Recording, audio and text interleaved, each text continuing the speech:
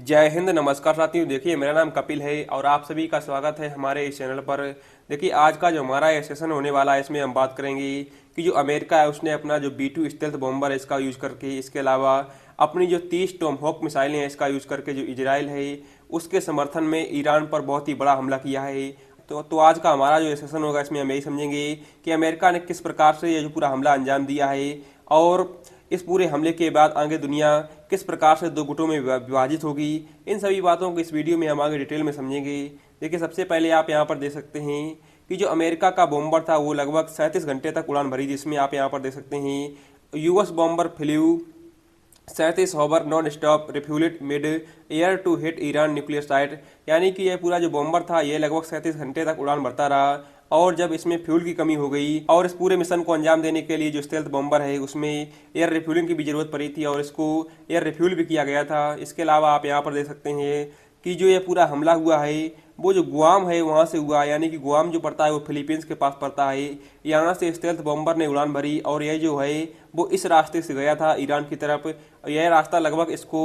9 से 10,000 किलोमीटर की दूरी पर पड़ता है। आप समझ सकते हैं किस प्रकार से जो अमेरिका का ये पूरा स्टेल्थ बॉम्बर है वो कितनी दूर से जाकर के ईरान पर हमला करता है और इसमें जब फ्यूल खत्म हो जाता है तो इसमें बीच में ही जो एयर रिफ्यूलिंग है वो की जाती है। देखिए, आपकी जानकारी के लिए बता दें कि जो अमेरिका का B2 स्प्लिट बॉम्बर है इसने जो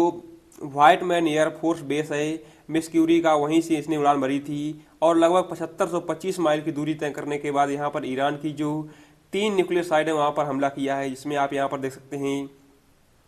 कि जो ईरान की फोर्डो है जो कि तेहरान के बिल्कुल पास में ही है। इसके अलावा नतांज और जो इस फसान है वहाँ पर बहुत ही बड़ा जो इस बॉम्ब से हमला किया गया है। देखिए, सबसे पहले समझते हैं कि ईरान और इजराइल के युद्ध में अमेरिका की एंट्री क्यों हुई। देखिए, इसकी सबसे बड़ी वजह यह थी कि जो ईरान का ये जो पूरा न्यूक्लियर फैसिलिटी प्रोग्राम है जहाँ पर ईरान अपना जो न्यूक्लियर वेपन है वो बना रहा है, तो यहाँ पर जो इजराइल है उसके पास कोई भी ऐसी टेक्नोलॉजी नहीं है, यानी कि दुनिया के भारत तक के पास भी ऐसी कोई टेक्नोलॉजी नहीं है जो किसी भी बंकर के अंदर इतना घातक हमला कर सके। क्योंकि आप बता दें कि जो ईरान है वो बहुत ही सीक्रेट तरीके से ये जो पूरा परमाणु बम अपना बना रहा था। ये जो परमाणु बम था ये एक चट्टानी पहाड़ी के नीचे लगभग 260 फीट नीचे है, यहीं पर ईरान की न्यूक्लियर फैसिलिटी मौजूद थी और इस पूरी फैसिलिटी को डिस्ट्रॉय करने के लिए इजराइल के पास कोई भी ऐसा हथियार नहीं था जिससे जो इजराइल है वो इस पूरी जो साइट है उसको नष्ट कर सके। क्योंकि अगर इजराइल कोई भी बैलिस्टिक मिसाइल या हाइपरसोनिक या क्रूज मिसाइल मारता है तो यह जो मिसाइल है वो इस चट्टानी पहाड़ी से टकरा करके ही ब्लास्ट हो जाती है,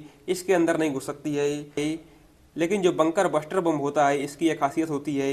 कि यह पहले पहाड़ी के अंदर जाता है और उसके बाद जाकर के ब्लास्ट होता है, जिस वजह से जो ईरान का ये पूरा जो न्यूक्लियर प्रोग्राम है उसको नष्ट किया गया है। जिसमें आप यहाँ पर देख सकते हैं किस प्रकार से ये पूरा जो मिशन है उसको अंजाम दिया गया है। सबसे पहले बात करते हैं कि यह जो बंकर बस्टर बम यानी कि JBU-57 जो बम है जो कि 13,600 किलोग्राम का है, ये कैसे काम करता है। सबसे पहले ये जो बम है वो ज़मीन के अंदर या किसी भी बंकर के अंदर घुसता है, उसके बाद लगभग 60 से 100 मीटर के अंदर गहराई के बाद जाकर के ब्लास्ट होता है। और आपको बता दें ईरान पर यह पूरा अटैक करने के लिए लगभग इस प्रकार की जो 6 बम हैं वो यूज किए गए हैं और इस बम को गिराने के लिए सिर्फ एक ही जो साधन है वो यूज किया जाता है और यह है अमेरिका का B2 स्टेल्थ प्लेन। इस प्लेन के बारे में आपको बता दें, जब यह प्लेन किसी भी देश की सीमा के अंदर घुस जाता है तो यह स्टेल्थ टेक्नोलॉजी की वजह से किसी भी रडार की पकड़ में नहीं आता है। इसके बाद जब यह अपना बंकर बस्टर बम को ड्रॉप करता है तो ये जो बम होता है इसमें कोई इंजन नहीं लगा होता है, इसको गुरुत्वाकर्षण के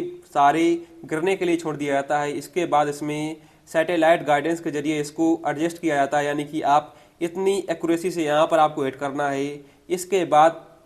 जो ये बम होता है इसमें लगभग आपको बताया मैंने कि 13,600 किलोग्राम का वजन होता है। इसी वजह से भारी होने की वजह से इसमें काइनेटिक जो एनर्जी है वो पैदा हो जाती है और यही एनर्जी जो है इस बम को लगभग ज़मीन के लगभग 60 मीटर नीचे तक असर करते हुए नीचे ले जाती है। और इसके बाद ये जो बम है वो अपने साथ जो 2400 किलोग्राम का जो एक्सप्लोजन ले जाता है उसको ब्लास्ट कर देता है और इसी प्रकार से जो पूरा बम है वो काम करता है। ईरान की जो 3 जो न्यूक्लियर साइट हैं उन पर अटैक किया गया है अमेरिका के द्वारा। इसमें जो फोर्डो है यहीं पर जो ये पूरी पहाड़ी है इसके अंदर जो ईरान है वो अपना न्यूक्लियर बम बना रहा था, इसको पूरी तरह से लगभग बर्बाद कर दिया गया है। लेकिन इसको लेकर के अभी जो पूरी डिटेल हैं वो आनी बाकी हैं। और आपको ईरान की दूसरी साइट जो नतांज है इसके बारे में बता दें, ये जो नतांज साइट है यहाँ पर जो ईरान है वो अपनी जो न्यूक्लियर बॉम्ब में यूज होने वाला जो यूरेनियम है इसका शुद्धिकरण करता है और रिपोर्ट्स के मालूम अभी तक जो ईरान है उसके पास लगभग 70% शुद्धता का जो यूरेनियम है वो मौजूद है और न्यूक्लियर बम बनाने के लिए लगभग जो 90% शुद्धता का यूरेनियम है उसकी ज़रूरत पड़ती है। यानी कि जो ईरान है उसके पास अभी भी टेक्नोलॉजी है न्यूक्लियर बम बनाने की, और ईरान जो है वो इस हमले के बावजूद भी आने वाले लगभग 4 से 5 सालों में शायद न्यूक्लियर बम को फिर से बनाने के लिए तैयार हो जाए। वहीं बात करें इस तीसरी साइट की जिसका नाम इस्फहान है, इस पर भी बहुत ही बड़ा हमला हुआ है। यानी कि ये जो पूरी 3 साइटें हैं इनको पूरी तरह से अमेरिका के द्वारा बर्बाद कर दिया गया है।